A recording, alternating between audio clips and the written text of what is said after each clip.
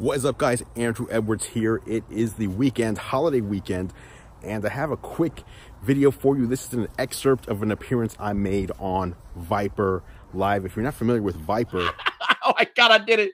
Oh man, you gotta have some real strong hands to take a picture with that pencil 3, bro. Because it's like playing hot potato. You're playing with your life. Have you ever seen those talk shows where parents bring their kids who act up? They always cut school. They never listen. And they send them to drill sergeant camp? That's Vyyyper. So check this out. We talk about Apple putting their own A processors in Macs. We talk about the iPad Pro acting as a laptop replacement. We talk about some Google stuff. If you want to watch the full episode, I will leave a link down in the description below. And of course, any questions you have, drop in the comments below. I'll meet you there for further discussion. Oh, yes! There what the hell, man? I don't know, bro. You tell me what's up. What happened? Google! What happened? Google! What happened, man? Do you know how many devices I've tried to get into this chat? iPhone XS, iPhone 10, Pixel 3 XL, iPhone XR, MacBook Pro. Wow. Pro. Why does it take so many tries to just get into a simple live stream chat? Do you know what the Pixel was doing to me? It's Google's own phone. I'm about to say, that we're talking about the same people who just released the hotter than hot Pixel 3, Andrew. So, I mean, you tell me, Andrew, what do you think? I tap on the link. I go to Twitter, tap on the link. It takes me to the Google Play Store. Yeah, exactly. What the hell? Why am I in the Play Store? Seriously, that's dumb. Then the Twitter app doesn't let you just copy the message. So you have to just keep tapping the link, go to the Play Store. It says install Hangouts. I already have Hangouts installed. Yep. Now I'm on the MacBook Pro on the crappy. What kind of camera is this? It's crappy. FaceTime camera. Yep. Whatever. Well, I'm glad you're here, man. Besides the crap, how are you doing? I'm great. It's a great day. It was launch day for so many things. It was, wasn't it? It was crazy tech day today, no doubt. Google ruined the evening, but that damn Google, I tell you. Hey man. Yeah, it's Apple launch day. I got all the craziness that they dropped. Actually, look at my front door over here. Let me show you. I haven't even gotten into all this, but I don't know if you look at this. You see all that? That's all deliveries from today. There's I know there's an iPad in there. Damn. There's the flamethrower from Elon Musk is in there. Oh my God. Yeah, it's crazy. So I gotta shoot some stuff. Plus I have the other. What is it? 12.9-inch already opened up. The new iPad is nice. I keep hearing that, man. Everybody's saying they're loving it. They loving it, bro. The speakers are freaking fantastic, and it has the same. Okay, here's the thing. It has the liquid crystal. Everybody was mad about the iPhone XR having an LCD display, liquid crystal display, right? Oh, right. No one's gonna like this. The iPad has the same thing, and everybody's like, "Look how amazing the screen is." It has less PPI on the iPad than the iPhone XR. Yep. People just like to hate. People do like to hate. You know how it is, though. You know how it is. They love hating. All the time, baby. All the time. All right. So we got a foldable phone. Oh my God. Yeah. Right? Yep. I don't know, man. Here's the thing. You saw how big that phone was, right? Yep. How thick that was, like a brick. We got this phone that was large. Now people are saying it's in a secret case because they don't want to divulge what the phone looks like. That is not the phone they're going to be shipping. So right. Whatever. I feel like we are in the age of large electronics again for the stuff that's going to be futuristic. Remember back in the day, we had the giant phone, the big ass. You took the antenna out. It was like a brick right here, right? Oh, right. And nowadays we got this nice little thin phone, right? So you have that big brick, and now it's just this. I feel like we're kind of going to see that with this foldable phone because that thing was big. I don't want a big giant brick in my pocket. I'm not going to carry that around just so I can, let me open this up. Well, I don't care. It needs to be, when it's folded, as thin as this. It needs to be like a slide out or something. So it's the beginning though. It's kind of like how you put on the crazy VR headset. You got this giant bulky thing on your face. In 5 years, that's going to be small and thin and light. But until we get there, they have to start somewhere. So I don't know. We're not going to be. Plus the price. if you're upset about $1,000 Note 9 or $1,000 iPhone XS, don't think you're gonna be buying this phone for $750. No, you're not. I don't know. If you had to guess, how much do you think if the first phone when it goes on sale, how much do you think it's going to cost? Well, the rumors are starting around $2G. That's what the rumors are saying. I would not be surprised if that was a $2,000 device. But you don't know, nobody Air is $1,100. Right. People get mad. It's going to be a $2,000 device. You know, nobody buying it at $2,000 though. You know that. You know, especially not for first gen though. Not for first gen. Nah. Some people are. It's going to be the super fanboys. Oh, of course, some people. Oh, of course, some people. Yeah, they're going to talk about how much better their foldable phone is than the iPad, and how much better their phone is than a MacBook and a Chromebook. They're already doing that now. They're doing that tonight. That's true. That's true. You're right. You're right. They are doing that. They are doing that. But no, man, I'm excited though. Like I want to see new things happen in the smartphone space, because every new thing that we see every year is almost like it's just like a small improvement. It's not something that's totally new and different. So this would be new and different. Like we have not seen a display that can fold. The visual part of the screen can fold. Like the iPhone X has a folded screen, but it folds into the phone. So you don't see that part. Seeing with your eyes a screen that folds in half and then opens up and there's no crease and there's no line in there, it's kind of cool, but there has to be some sort of utility. Yeah, and that's where I have the problem. That's what my problem is. Why would you want it?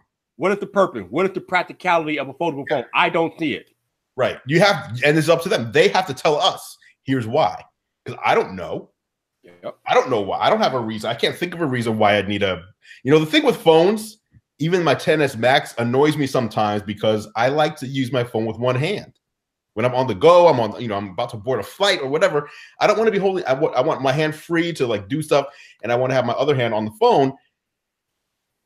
A unfolded phone is a two-handed experience. Correct. You cannot open the phone up. So if you're going to make it something that's less convenient, in my mind, using two hands is less convenient than one.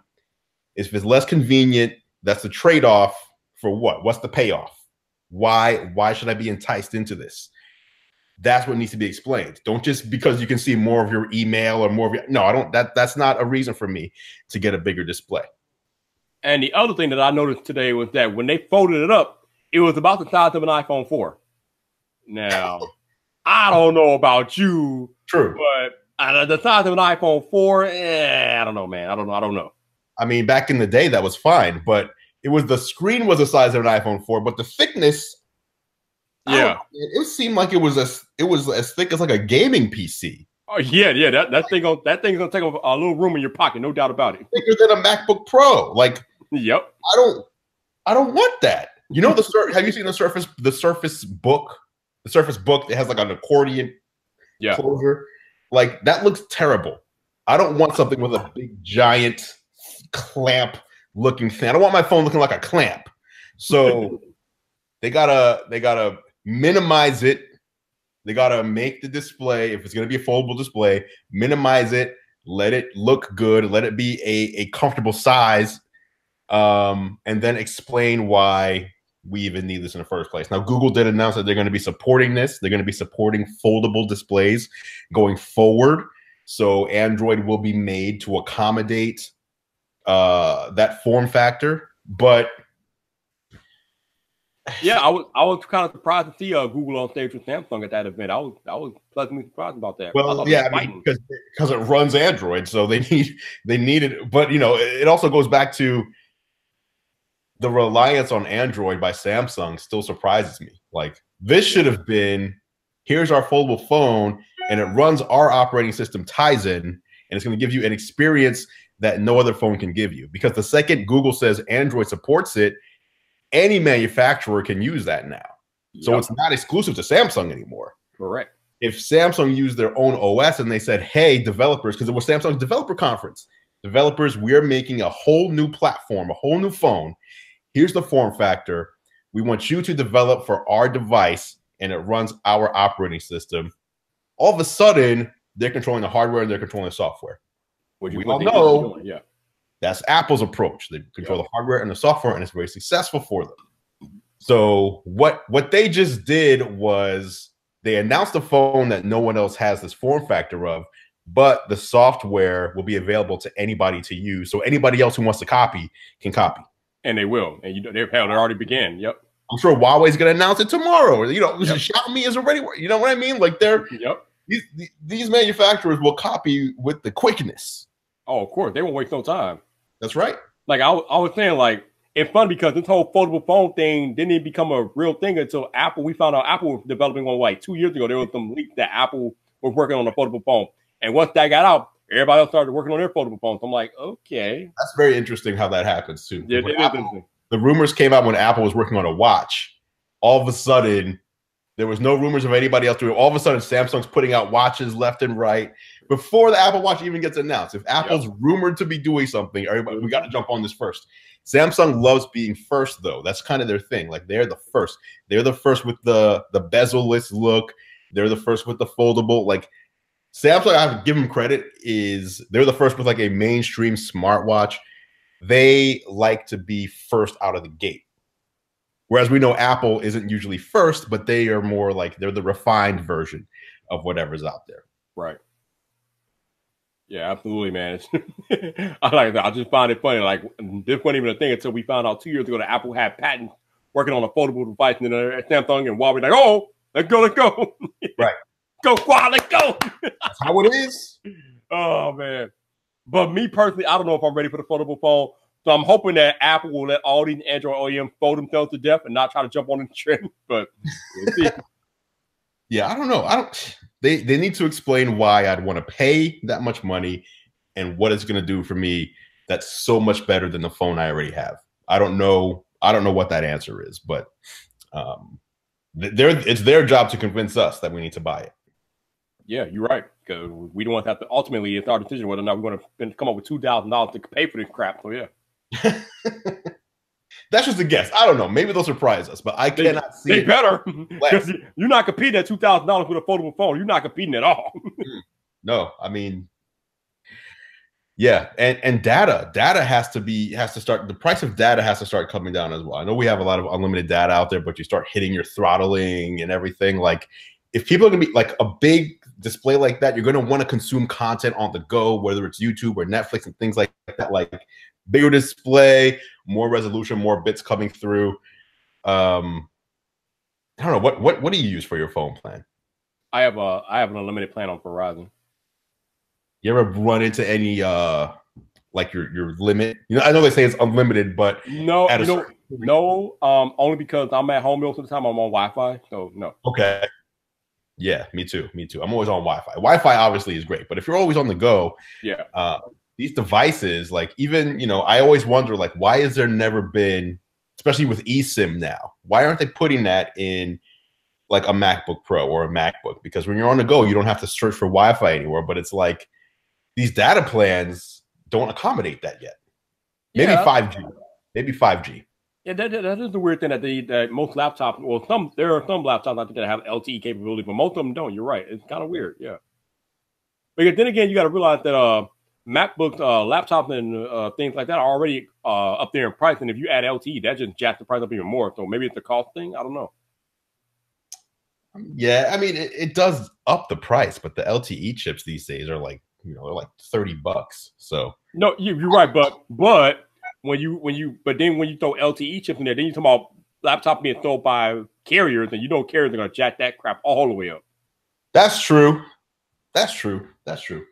I mean, just to get an LTE Apple Watch, you can like anywhere from like $100 or $50 to $100 more than a regular GPS Apple Watch. So, yeah, I don't know.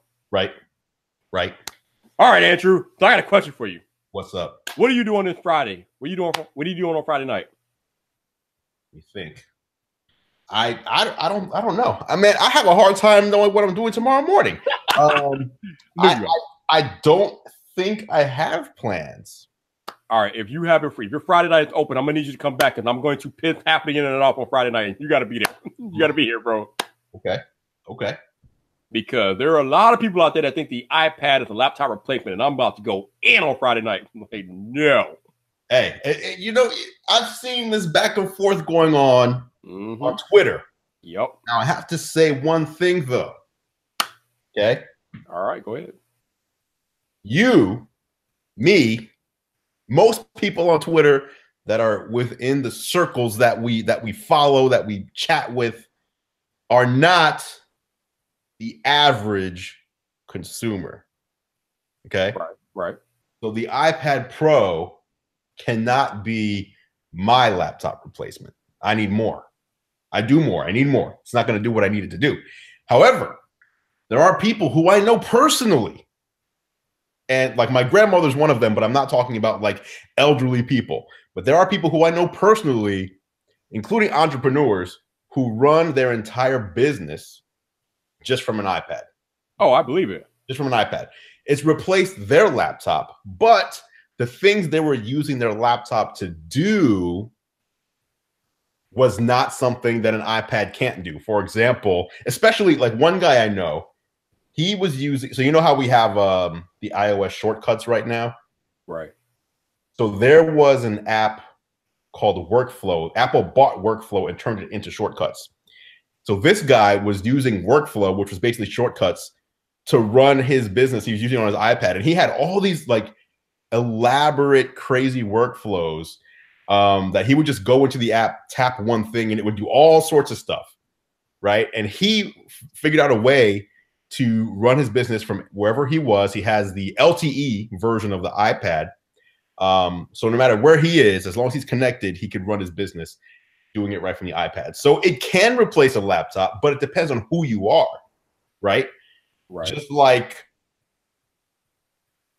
what was I going to say? Just like for some people, for some people, you can use a laptop is your desktop replacement, right? But for other people, no laptop can replace their desktop because their desktop is so powerful and beefy that there's no laptop that can compete with the desktop that they've built. So I think it's just kind of like that. What is your use case? Who are you? But the other thing, I saw a great article today. It was an image of a newspaper article. It must have been from the 80s. And the person writing the article was talking about how poor of a decision it was for computers to start using mice. Ooh, and really? what he was saying was, your hands are on the keyboard. All you need is a keyboard. Now you're moving your hand off and you have to move around, and it's actually slower than just using the keyboard. This is never going to take off. And it showed throughout time of history all the new things that got added to PCs. One of them was the GUI, the graphic user interface, and how instead of using DOS and just text commands, now we have this, you know, to us, it's just, you can actually see what you're doing. But to them, it was like, now it's way slower. Now you have to use your mouse and click up here instead of just typing. I think in hindsight, right, looking backwards in time, 5 years from now, 10 years from now, we'll get a better picture of what Apple sees with the iPad than we see today looking forward. Oh yeah, of course. So I think that's really all I wanted to say. I might agree. Like, it's not going to replace my laptop. It's certainly not going to replace my desktop. So my problem is, people, yeah, it will. Right, for some people, absolutely. But my thing is, Apple is marketing these iPads as a laptop replacement, and I'm just like, I don't think so, man. Personally, what did they say? Where did they say? Because I personally haven't seen it. I know that's been like when the girl's in the backyard and the guy's like, "Hey, what's that computer?" She's like, "What's a computer?" I don't know. But did they actually say, "Hey, this is replacing laptops"? Don't, you know? Because the same day they released the iPad Pro, they released a new laptop. So right. They're obviously saying there's different use cases. Yeah, I don't know when. I know they said it somewhere. I don't remember where, but I know it was in some of their marketing that they did say that it could be your laptop replacement, blah blah blah. And I'm just like, it doesn't even have a actual file system. Like, no. It has the Files app. It has the Files app. Yeah, exactly. The Files app, which is a bunch of crap. App. Whatever. I don't use it that much, but I wonder why you don't use it that much. I wonder why. Does it have local storage in the Files app? Not really. I mean, not. Like if I bought, so I have this 1 terabyte iPad Pro. If I go into the Files app, yeah, I can store stuff in the Files app. So that is basically your Finder app for the iPad. Now, I'm not saying that's fantastic, but it does have a root system and then subfolders that you can make. But I think Apple's really looking forward to the whole wireless cloud world. Now, if you're on an airplane, you're going to have some trouble with that. Yeah. If you're underground, you're going to have some trouble with that. But you can also sync back and forth. So I don't really know. Like, I haven't used, when I use my iOS devices, I'm using the apps. I'm not really using file storage, because the types of files I would want to store and would need to store would probably be video files. I'm not going to do my video editing on my iPad. Oh, okay. That's interesting, because I actually did edit my videos on iPad, but they were like basic videos though. But you did, yes, and you actually use like a powerful video editor. Yes, I did. That you know about. So I've never, since I haven't done that, and I already know how to use Final Cut Pro on my other computers, I'm not wanting to learn a new video editor just so I can edit on an iPad. Oh God, no. I wouldn't. No. Once you make a Final Cut Pro, there is no going back. Not really. No. There you go. No. But yeah, like you said, it is possible to do a lot of things on iPad, but at the end of the day, it still runs iOS, and iOS is a mobile operating system. It does not give you the full productivity of a Windows or a Mac OS. And no. Give it 1 year. Give it 1 year. Here's what happened. This is just a prediction. Apple was going to do a complete redesign of iOS for iOS 12. Now, for anybody out there, a lot of people, they always talk about how these companies are copying each other. Apple copied Samsung, Samsung copied Apple, because a company announces a phone and then 3 months later, another company announces something. There's no way a company in 3 months is going to design a whole new phone that they're going to ship a week later. These devices get designed, in advance. So let's just say they started designing this iPad Pro 2 years ago, and they thought they were going to release it. Well, they did release it alongside iOS 12, but they thought iOS 12 was going to be the complete redesign. And that got pushed back by a year because of all the bugs in iOS 11. They decided, let's hold off the redesign. Let's just do a snow leopard kind of thing here and clean up our operating system, and we'll do the redesign next year. I personally think, and I don't have any inside information on this, that the iPad Pro that we're seeing today was meant to ship with the entirely new redesigned iOS, and that would have likely been more of a desktop-like experience. Not a complete, not Mac OS by any stretch of the imagination, but not the just endless grid of apps. There was going to be something more to iOS this year that got pulled halfway into the year of development that we're not going to see until next September, or at the earliest, we'll see at WWDC. So I do think Apple has a plan to revitalize and re-envision what iOS is, and they just didn't get to do it this year like they thought they would. I can believe that, because I know they're actually working on some way to like shift some Mac OS apps, I think, to iOS, because they showed at WWDC they showed some iOS apps running on Mac OS. So I know they were planning to go the other way, even though they haven't. I think that's part of like the next phase. So there is something to what you're saying. So we shall see. Yeah, we'll see. Because otherwise, because you have to like wonder. I like to think logically. Like logically thinking, why is the A12X so powerful? Why? Like there has to be a reason. Because right now you're not harnessing all the power of what it can do. So if you're not, why would they make all this power?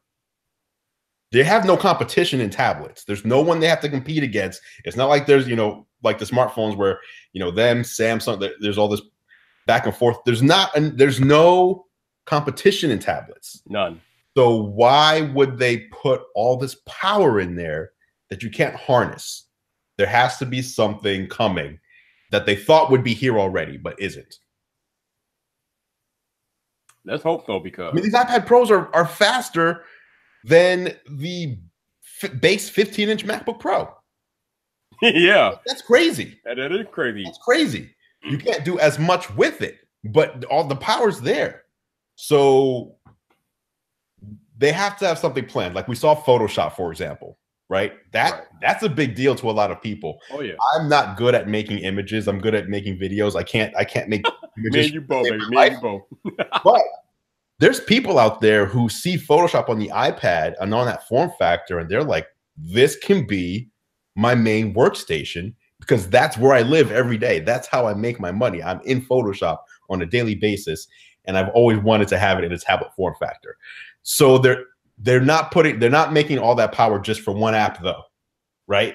There's going to be other experiences that they're going for. And in fact, I just thought of this right now. You know how they keep saying Photoshop's coming, but it's coming in 2019? Yep. What if Photoshop's coming in 2019, but it will require iOS 13 and whatever optimizations they're going to have in there for these more pro-level apps? Maybe we're not going to see Photoshop until September. You could very well be correct.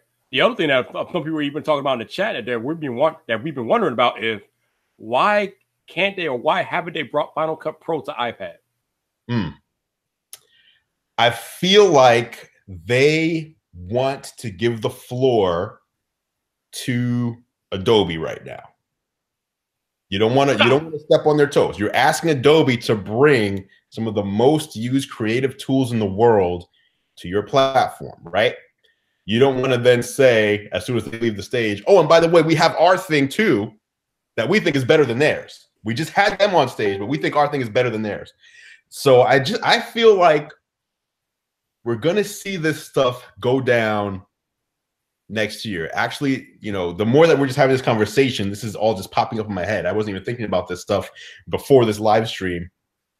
I really think this next WWDC is going to be a big deal for software, like a bigger deal than normal. I think it's gonna be one of those once every 5-year types of things. Not since iOS 7's huge redesign have we seen something like this. I'm thinking it's gonna be another iOS 7 type of year. God, I hope so, because last year WWDC was kind of boring, so I hope so.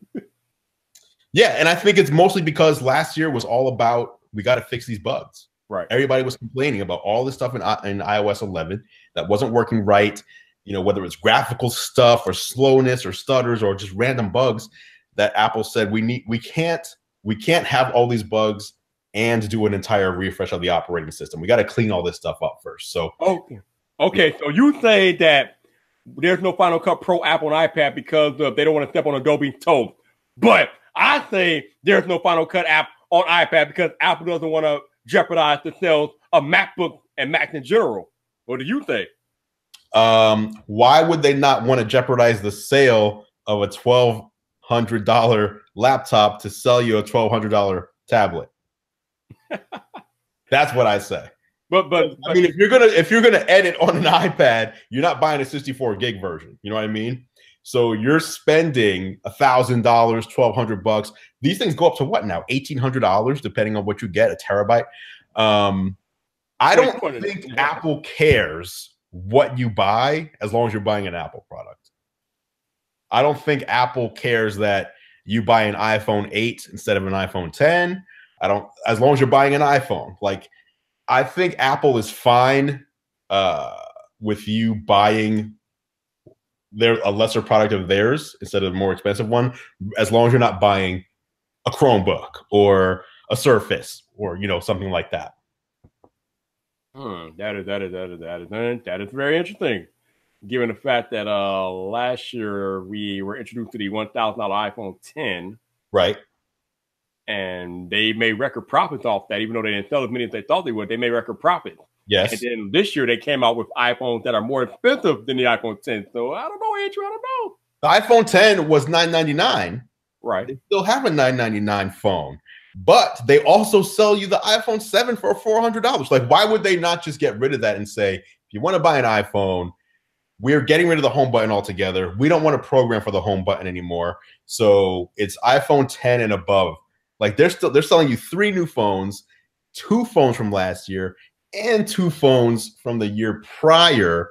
So again, if they didn't want to sell those old devices, they wouldn't put them for sale. Not only that, they're optimizing iOS to run better on those devices too. Right. Make them more appealing. So I really think Apple's just like, hey, no matter where you are, within reason. So what is I think the iPhone 7 starts at, if I'm not mistaken, $400. Might be 500. I don't remember which. But if you want a great phone in this price point, let's just say $400 and above or 500 and above, we have something great for you. If you can't go to, what's the top, $1,450, the $1,450 phone, you can buy one for $1,000 less and still be in the iOS ecosystem. So I don't think they're worried about, if you buy an Apple product, they're happy. Right, but my whole point with this, like, a lot of people buy MacBooks and whatnot because of Final Cut Pro, and I'm not sure if Apple wants to. I know what you're saying, but I don't know if Apple wants to just shorten those sales just yet. They make that available to iPad Pro users, especially considering that Apple is they're going to be beginning to move over to making their own dedicated chip for the MacBooks in the future too, like in a year or so. I was going to say that. So what if, it's a third argument, what if the Final Cuts and the Logic Pros and all the Apple Pro apps will run on the iPad, but they're waiting until they can share the same code base? Because with Photoshop, as they showed, you can be working on your PC, go to your Mac, your project is there, go to your iPad, your project is there. Right now, the iPad runs a totally different architecture of software than, or for the chip, than the Mac does. So maybe Adobe's already there with being able to run the same program and have everything sync together. Maybe Apple's waiting until Final Cut is running on, what do you call it? The A series chips on a computer, and then that will allow you to use both, go back and forth, etc. That could be what it is too.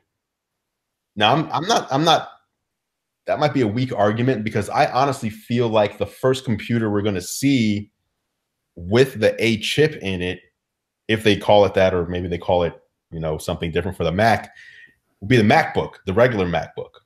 I think that's why it's still around. It didn't get updated last week. And people are like, why is this still here? Why is this still a thing?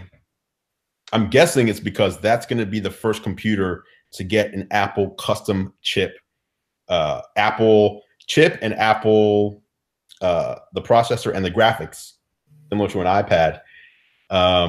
That seems to be make the most sense to me. So start there and then move it up throughout the line going forward. So you think that the 12-inch MacBook is still a thing because it's going to be updated to the new ARM chip? I think that's where you start. You start with the Mac, because you got to start somewhere safe. You don't want to start with the biggest seller. You don't want to, you got to go slow. You don't want to start with a MacBook Pro.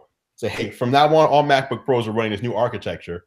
And then you're going to find things that are incompatible and things aren't going to work right. You want to start with something where the growing pains won't hurt as much. And I think that would be the MacBook.